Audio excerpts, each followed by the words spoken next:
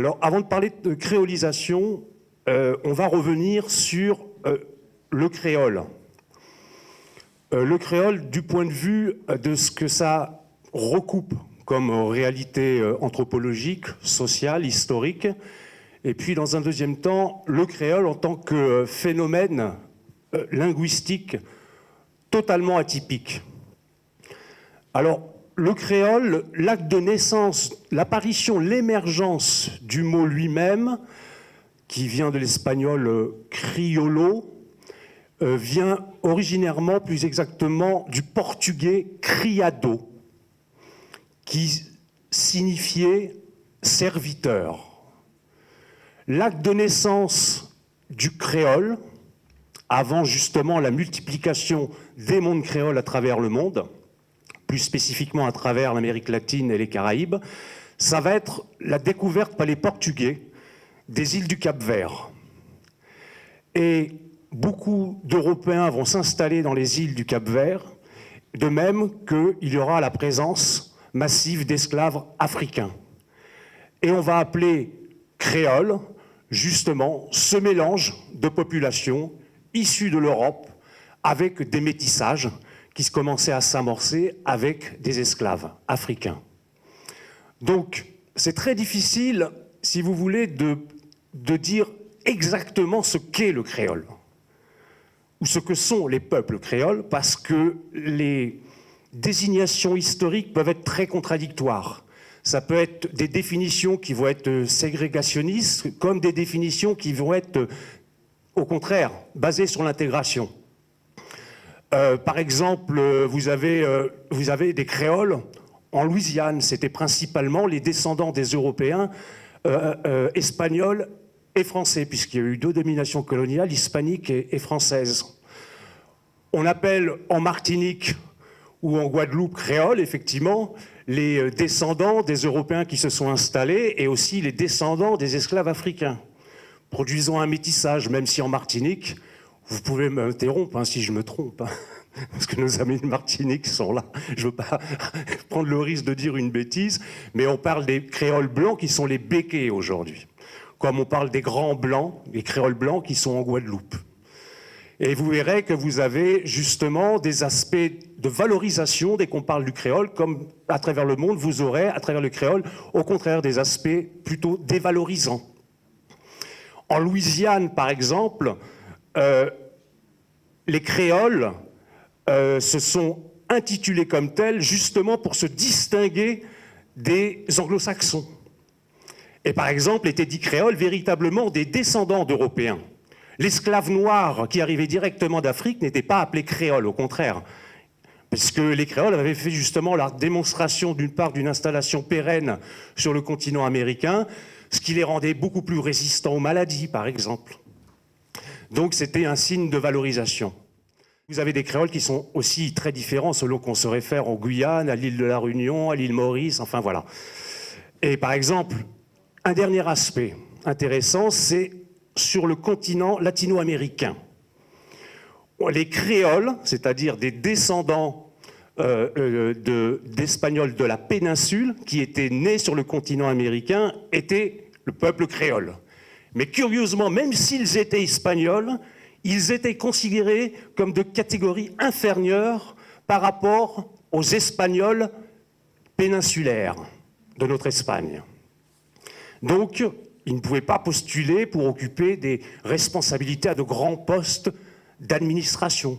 Bien évidemment, ils étaient mieux considérés que les esclaves ou que les populations indigènes martyrisées et opprimées sur place. Mais ils avaient un statut dégradé par rapport aux péninsulaires.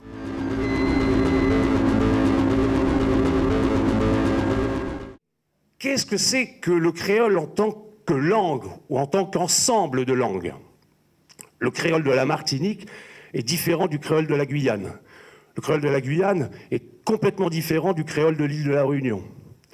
Et vous avez des aspects, des contrastes qui fait que, même si, comme le dit Édouard Glissant, il y a des créoles qui ont développé une complexité linguistique orale avec des récurrences syntaxiques et grammaticales, bien que ce ne soient pas des langues écrites, on a un ensemble de phénomènes linguistiques qui se signalent par un éblouissant éclatement géophysique. Alors, comment serait né le créole? Il y a plusieurs hypothèses, mais la principale, et celle-ci, elle est très bien décrite par Édouard Glissant. Lorsque vous aviez les esclaves africains qui quittaient l'Afrique, qui étaient mis dans la cale pour embarquer vers les Antilles, par exemple,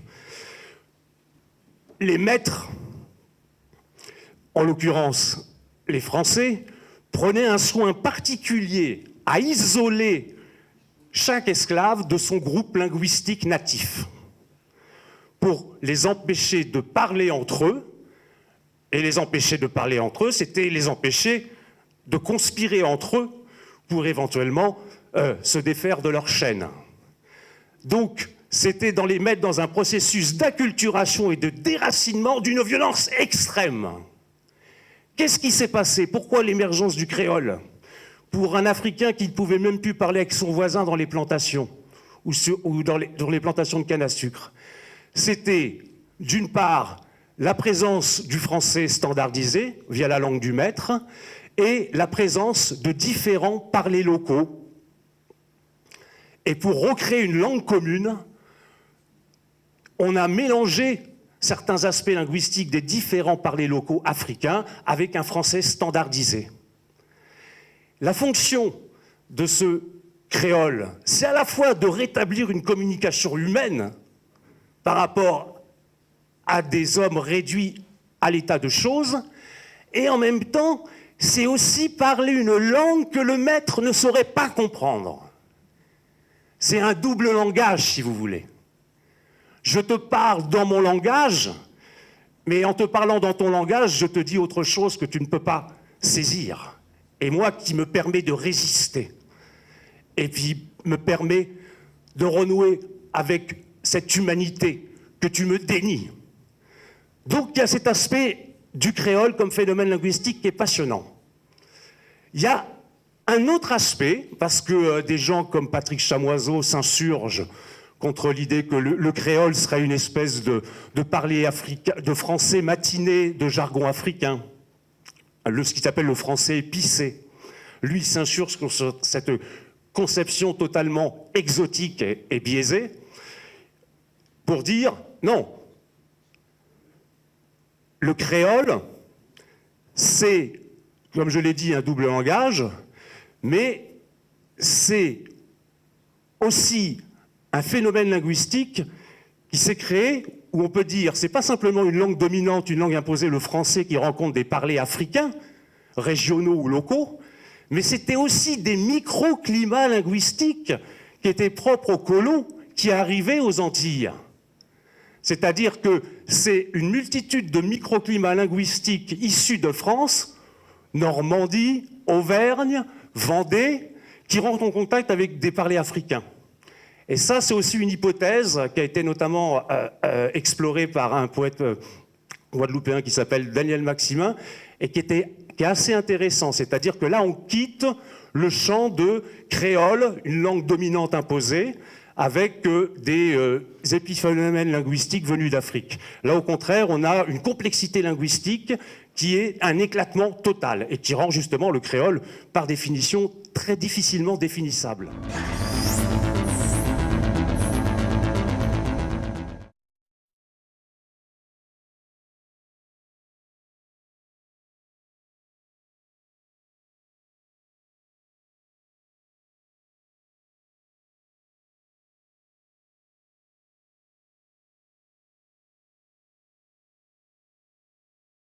Il y a une définition limpide dans le traité du tout-monde de la créolisation. La créolisation de mémoire, c'est la rencontre des cultures qui, en entrant en contact, s'altèrent les unes les autres, se transforment les unes les autres et font émerger des éléments culturels totalement nouveaux, imprévisibles. Vous avez un métissage, par exemple, ce qu'on appelle le melting pot aux États-Unis. Édouard disait, c'est du métissage, certes, mariage blanc-noir, voilà, très bien, mais c'est totalement prévisible. On n'a pas d'émergence d'une forme de créolisation, c'est-à-dire des éléments sur un aspect de la culture ou des pratiques sociales qui résultent justement de cette rencontre des cultures. Prenons un exemple de créolisation, un des plus tangibles. Le jazz. Le jazz, c'est très intéressant, le jazz, puisque vous allez avoir, par rapport aux descendants des esclaves dans les Caraïbes, vous allez avoir des esclaves qui vont partir vers les États-Unis, certains rester aux Caraïbes, certains aux Caraïbes vouloir retrouver les pratiques culturelles originaires d'Afrique, celles de leurs ancêtres, donc avec des pratiques culturelles qui vont se développer, par exemple comme le bélé ou le damier. Vous allez avoir des descendants d'esclaves qui vont se retrouver aux États-Unis, qui vont s'approprier les instruments de musique du maître, et avec justement leur atavisme au niveau des pratiques artistiques africaines, mélangées avec la découverte et la manipulation du piano, des instruments à cordes, de la guitare, vont créer le jazz. Ça peut être un exemple de créolisation. Il faut bien distinguer les sociétés qui seraient des sociétés de créolisation, qu'Édouard Glissant appelle de ses voeux, des sociétés, ce qu'on appelle des sociétés multiculturelles. Les États-Unis, par exemple, disait-il, c'est une société qui n'est pas une société de la créolisation, c'est une société multiculturelle. On a une juxtaposition de communautés qui se supportent, de mieux en mieux d'ailleurs, tant bien que mal. Mais on n'est pas dans l'univers de la créolisation qui signifie que cette rencontre avec l'altérité, cette rencontre avec la culture de l'autre fait l'objet d'un assentiment généralisé et que ce n'est plus un problème qui crée des raidissements. Alors bien évidemment, Édouard disait, on ne peut pas demander à un clochard dans les rues de New York et sur des cartons avec moins 20 degrés de se faire le chant de la créolisation. On ne peut pas demander aux populations indiennes aux États-Unis qui se sont fait laminer par les Américains de l'Est de se faire les chants de la créolisation. Par contre, on peut se demander comment on va pouvoir résoudre nombre de conflits dans le monde, en particulier le premier, celui de Palestine et d'Israël, si on n'investit pas un imaginaire de la créolisation. La question de l'identité. Alors, c'est très curieux, l'identité. Je suis tout bourre embarrassé parce que, en philosophie, l'identité, c'est un concept assez désarmant parce qu'il est un peu pauvre, il est un peu vide. Il est tautologique, comme on dit. L'identité, il y avait un idéaliste allemand, Schelling, qui disait « L'identité, vous savez ce que c'est ? A égale A ». Voilà. Alors les gens entendent leur identité aujourd'hui, la cuisine, la religion, c'est très, très difficile de parler de l'identité. Par contre, c'est un mot valise et politiquement, c'est très percussif. L'identité, Édouard remarquait dans un événement qu'on avait fait avec lui qui s'appelait Journée manifeste de la mondialité, il dit, c'est très curieux parce que le concept d'identité, c'est proprement occidental. Chez les Mayas, dans l'épopée de Gilgamesh, dans les mythes babyloniens, enfin, dans les autres cultures du monde, autres que l'Occident, vous ne retrouvez pas de concept analogue à celui de l'identité. L'identité qui suppose l'être suffisant à lui-même, plein de lui-même, et qui va projeter sur le monde un élan de générosité totale qui débouchera d'ailleurs sur la colonisation, par élan de générosité et de certitude, et de limpidité de la vérité de l'être. Voilà. Alors, je dis ça parce que on va revenir à des choses plus concrètes après. Pourtant, cette notion d'identité, on ne peut pas l'évacuer comme ça. Elle est omniprésente dans nos débats aujourd'hui. Cette notion d'identité, cependant, il y a deux aspects. On trouve dans l'œuvre d'Édouard Glissant, et c'est beaucoup développé également chez Patrick Chamoiseau, on peut avoir deux accès au terme identité. L'identité relation et l'identité racine. Alors, l'identité racinaire. Être méfiant par rapport aux questions d'identité, ça ne veut pas dire prenez le déracinement. Attention, hein. Déracinement aussi, c'est une situation très, très mortifère. Mais cette distinction est assez intéressante. C'est-à-dire que, par exemple, Édouard Glissant dit, si on prend l'identité racine, il y a un parti politique qui n'arrête pas à parler d'identité racine aujourd'hui, vous le connaissez tous. Il parle d'identité racinaire en creux, bien évidemment, il ne dit pas le mot. L'identité racine procède de ce que Édouard appelle les cultures ataviques. Des cultures ataviques, c'est-à-dire, par exemple, des cultures qui ont conscience, un peuple a conscience qu'il est le produit d'un mythe.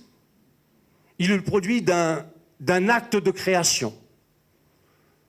Dans la religion, dans une mythologie locale, qui lui donne une légitimité à occuper le territoire qu'il occupe. Et cette légitimité est liée aussi à la filiation, d'une manière très importante. Ça ne veut pas dire que ce sont des cultures intolérantes, parce qu'elles seraient ataviques. Je veux dire, si on prend le mouvement de la décolonisation en Afrique, les peuples africains qui se sont battus pour leur indépendance, encore leur fallait-il avoir ne serait-ce qu'un soupçon de culture atavique pour mener la bataille et se dire « ben non, mais nous on est là, vous nous avez envahis, nous on est là depuis très très longtemps ». Donc la culture atavique n'est pas qu'un aspect négatif. Mais c'est une nuance intéressante à penser par rapport, dans ce qu'on réfère cela, à l'identité. Culture atavique et puis culture composite. C'est-à-dire des cultures qui se créent avec des agrégats d'éléments cultuels, religieux, socioculturels, qui viennent d'un peu partout. Et qui font qu'effectivement, les revendications d'identité vont être beaucoup moins affirmées et récurrentes. Alors, par rapport aux cultures composites, Édouard Glissant dit vous pouvez avoir une société qui a une culture atavique et en même temps, dans ses rites religieux, qui est complètement composite. Hein.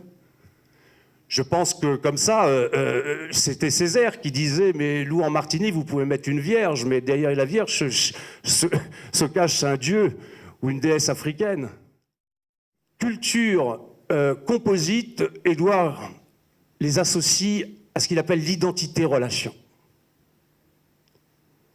J'établis relation. Alors, ce qui est très intéressant dans sa manière de concevoir cette notion de relation dont il a fait un concept, parce que ça fait quand même partie du vocabulaire courant, ce mot. Hein. Il dit, mais alors la relation, c'est pas avoir des relations avec un tel ou machin, avoir des relations publiques. C'est pas ça, la relation. La relation doit s'envisager, c'est la condition native de l'être humain d'être en relation. C'est pas avoir des relations avec Brigitte, avec machin, avec... Voilà. C'est la condition native de l'être humain. Je suis dans la relation. Parce que l'autre est la condition de ma propre existence. Mais une fois qu'on a dit ça, on n'est pas forcément eugénique, œcuménique, humaniste, enfiévré, world music. Non, non, non. Attention. La relation suppose aussi la rupture. C'est ça aussi que dit Édouard. La relation suppose aussi la rupture. Édouard Glissant dit « Moi, je suis indépendantiste. Et parce que je suis indépendantiste, j'espère avoir des relations d'égal à égal avec la France, qui ne doit pas être la mère fouettarde, qui me donne une existence allouée, mais qui me reconnaît en tant que Martiniquais une souveraineté, le droit de gérer moi-même aussi, de gérer mes affaires. Même lorsque vous êtes en rupture, vous êtes toujours dans la relation. Vous êtes dans une relation négative, vous êtes dans une relation tendue, vous êtes dans une relation problématique, mais vous êtes toujours en relation. Et cette identité-relation, il l'a qualifiée dans son versant positif de la plus belle des manières lorsqu'il dit « Je peux échanger en échangeant avec l'autre sans me perdre ni me dénaturer. » Si ça avait été compris, cette phrase qui a l'air si belle et si lumineuse par nos amis yougoslaves, nous aurions toujours aujourd'hui la Yougoslavie. Ce n'est pas le cas. Parce que Édouard dit, dès qu'il y a eu des lieux de créolisation dans le monde, on les a systématiquement pris pour cible. C'est des lieux qui paraissent menaçants. C'est des lieux d'altération réciproque des identités qui paraissent totalement atypiques Qui vous êtes, vous?